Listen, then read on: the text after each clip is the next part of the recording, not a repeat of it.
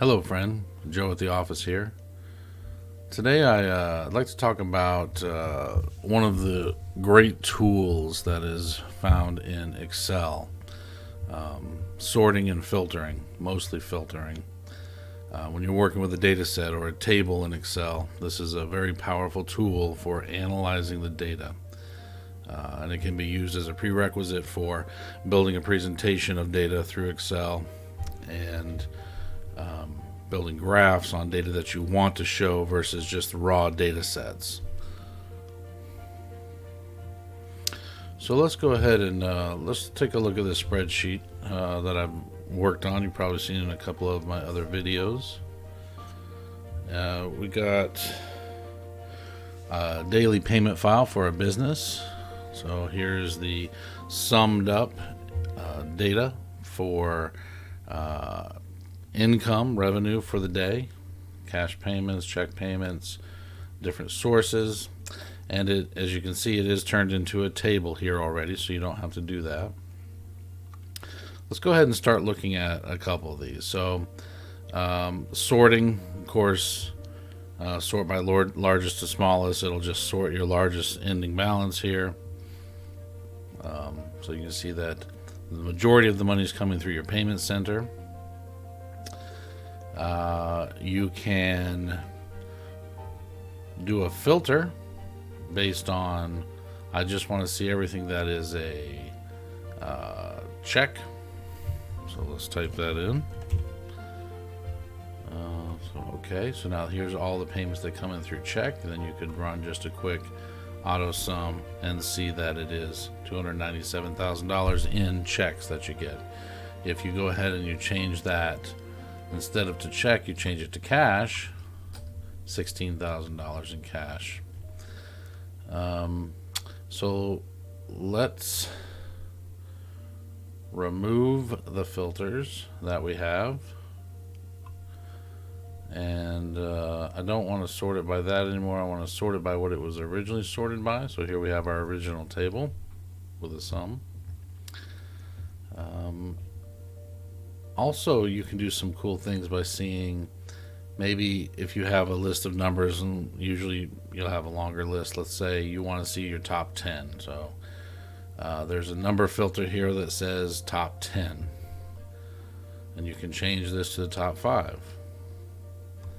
So here are your top 5 items, but it is not by how much money is brought in. It is just the top 5 items. So to change that, you would need to sort largest to smallest. So there you have it. Let's try that one more time. Largest to smallest, and then number filter top 5.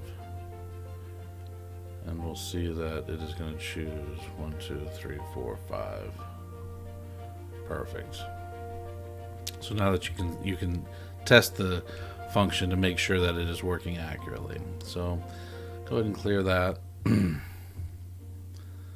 And let's say you wanted to do a number filter that is below the average. So maybe you're trying to determine that we have some origins for our payment or sources for our payment types that aren't really performing well. So we can look and see it for this day. Western Union isn't really doing well. Maybe that's something we don't want to pay for our relationship, our contracted relationship with Western Union anymore, because it really isn't bringing enough of our customers aren't using it as a way of making their payments to us. So we might choose below average, or we might choose bottom 5 to determine which ones they are. So as you can see, this data analysis is giving a way for you to be able to make business decisions. Okay, so let's take a look. We have another some raw data here, and this is about leave time, sick time for employees, what their balances are, what their liability is. To begin with, you got to create you have to create a table. So we'll go ahead and select everything, all the data, the whole data range, which was 589 rows, and insert a table. Yes, this is what I'm talking about. So now it is a table, and we have access to quick filters, quick sorts. So say we wanted to know only what vacation that we have. Then we'd unselect all and select vacation, and then we would see our vacation here.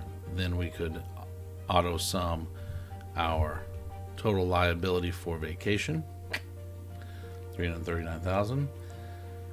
That's how much we'll owe out in vacation this year. You could change that to sick, 623,000. Of course, there's some rules in our handbook based on that, how much you'd have to pay out of that if individuals left.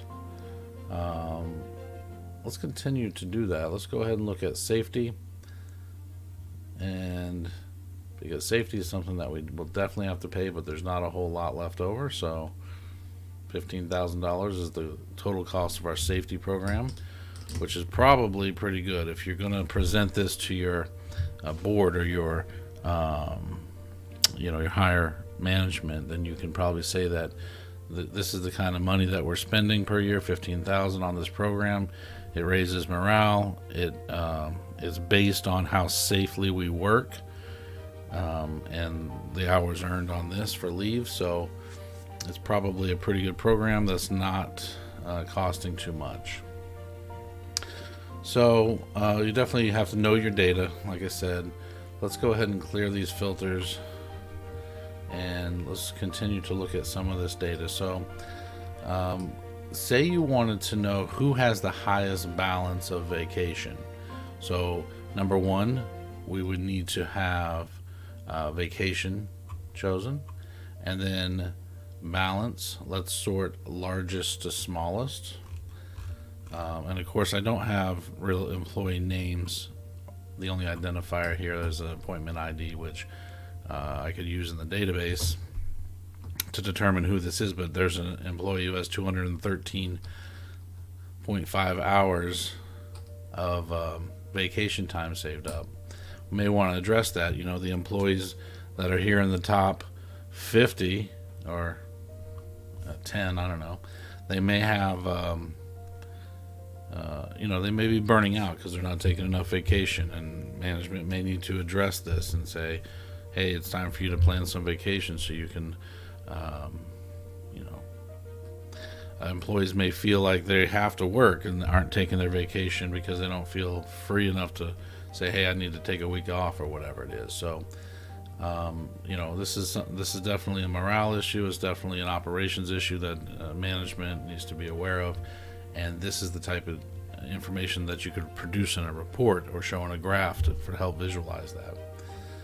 So as you can see, there's some very valuable information in data analysis, and the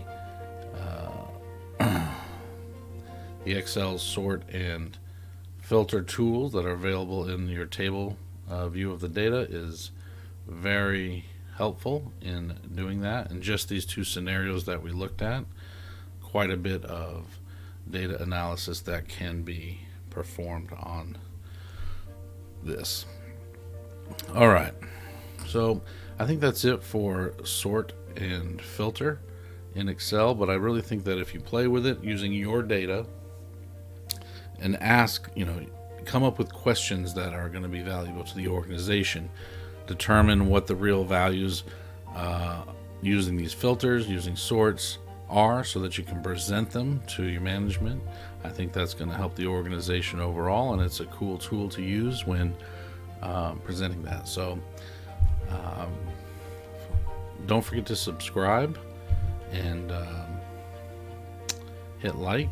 If you have any questions or comments on this, please leave a comment. And as always, thank you for watching.